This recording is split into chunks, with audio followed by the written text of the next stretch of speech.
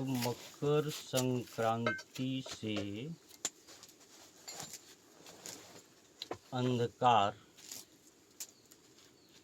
में घटना चालू होता है और प्रकाश की बढ़ोतरी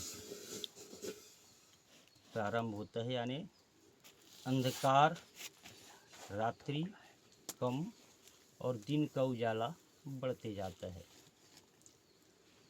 ओम मकर संक्रांति और पर्व मनाते हैं। और वैसे माघ में तिल का प्रयोग हितकारी है। तिल का प्रयोग करना चाहिए। मकर संक्रांति में तिल खिचड़ी, तिल का लड्डू इत्यादि का विधान है।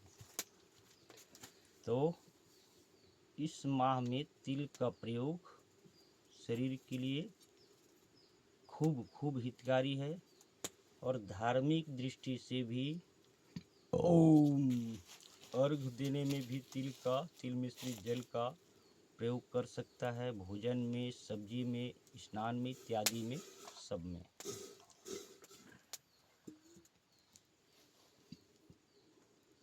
तो इस प्रकार से मकर संक्रांति का तो ये लाभ लेना चाहिए। पर ऐसे तिथि पर्व अनेक आते हैं, जाते हैं, गुजरता रहता है वर्ष में। पर इसका हमारे जीवन में लाभ कैसे मिले?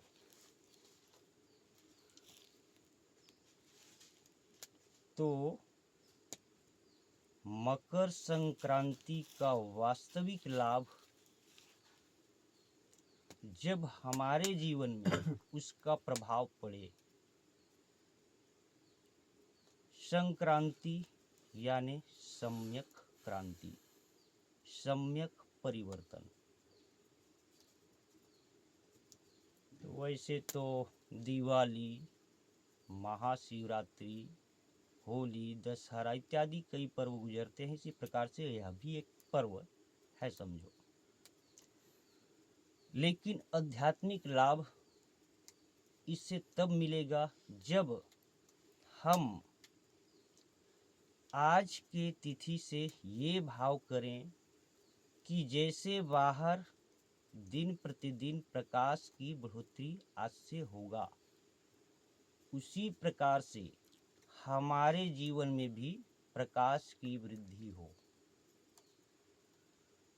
तमस की कमी हो, तमस रूपी अंधकार की कमी हो। तो ऐसा कुछ संकल्प करके जो हमारे जीवन में तमस है, अंधकार है, बुराई है, इन बुराइयों में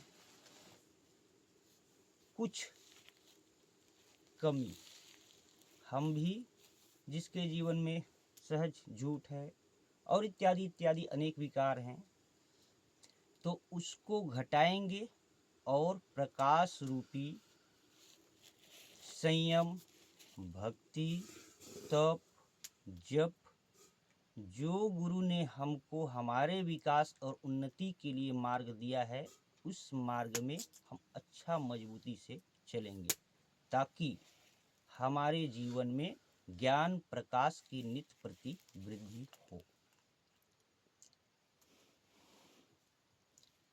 मनुष्य जीवन में ज्ञान विहीन नर पशु समाना, ऐसा शास्त्र कहता है। तो ज्ञान, आज तो वैज्ञानिक युग है, तो ये जो अनेक प्रकार से समझ होता है, कमाने खाने का समझ, बुद्धि और पद प्रतिष्ठा पाने का और कुछ के कुछ करने का, आविष्कार करने का इत्यादि अनेक में अनेक प्रकार से। तो ये सब ज्ञान ज्ञान नहीं कहलाता, वास्तविक ज्ञान नहीं है। क्योंकि इन सब ज्ञान और समझ के बाद चाहे कोई कितना धन कमाने का समझ पाले, चाहे ऊंचा से ऊंचा पद पाले, या कैसा भी विकास कर ले बाहर के जगत में, तो ये मिल के सब छूट जाएगा। हकीकत हमारे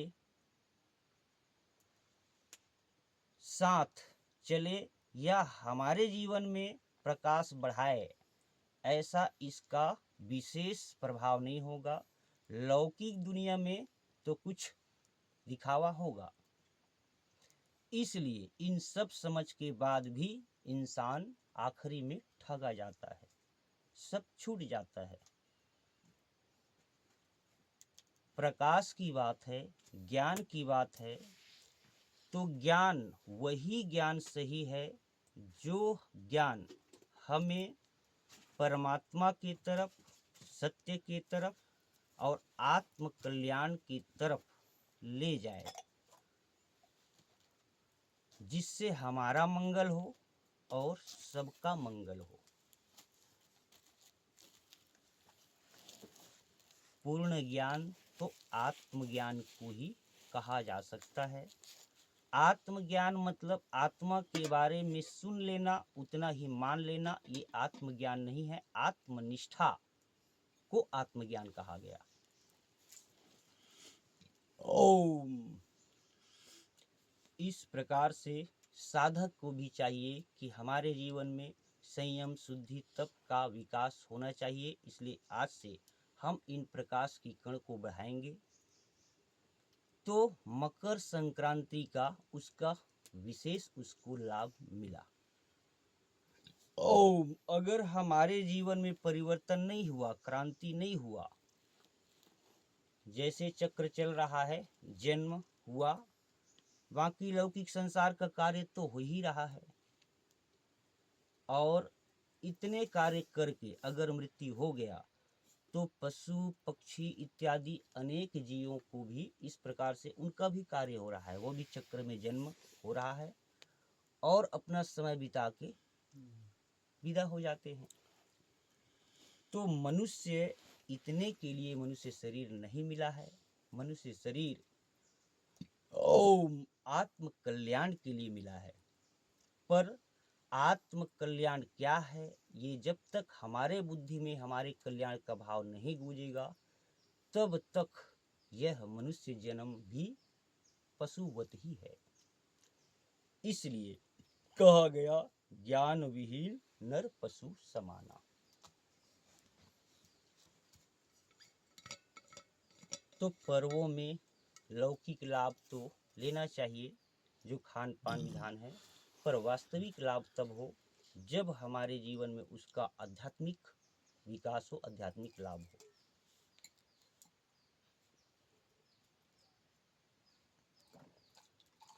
ओम श्री हरि।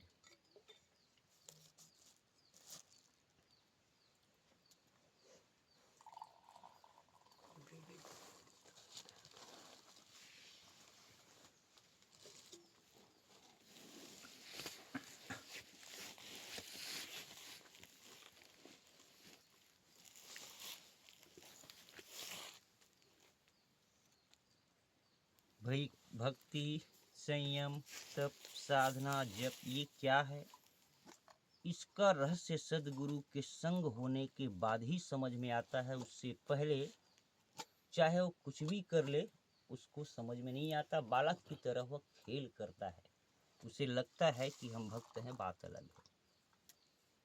हम पूजा पाठ करते हैं, तब जब करते हैं, ये करते हैं, वो करते हैं, ये सब एक अपनी मान्यता है भले, बाकी हकीकत सही पूजा पाठ भक्ति और मनुष्य जीवन में क्या करना चाहिए और कैसे इस दुर्लभ समय को गुजारना चाहिए, ये तो गुरु ही सिखाते हैं, सदगुरु ही बताते हैं। इसलिए बिना सदगुरु के संग के जीवन का विकास संभव ही नहीं है। ओम। मिलना छूटना ये तो हुआ, कितनों जन्म में कुछ मिला, कम ज़्यादा सब छूट गया, छूट रहा है, अभी भी छूटने की तरफ जा रहा है। कुछ मिला, कुछ नहीं मिला। ओम। पर समझ उसी का सही है कि ये सब तो आखिर मिलेगा नहीं मिलेगा, फिर भी समय का गुजारा हो जाएगा, पर शरीर जिस लिए मिला है अगर वो कार्य नहीं हुआ तो फिर मनुष्य जन्म बेकार ही जाएगा। इसलिए समझदार वही है जो खाना कमाना पालन पोषण के साथ साथ अपने आत्म कल्याण के लिए सदगुरु का संग करता है, संतों का संग करता है और जीवन में भक्ति जप तप संयम को महत्व देता है। ओम श्री हरि। चाय प्रभु, एक भगवान चाय प्रभु।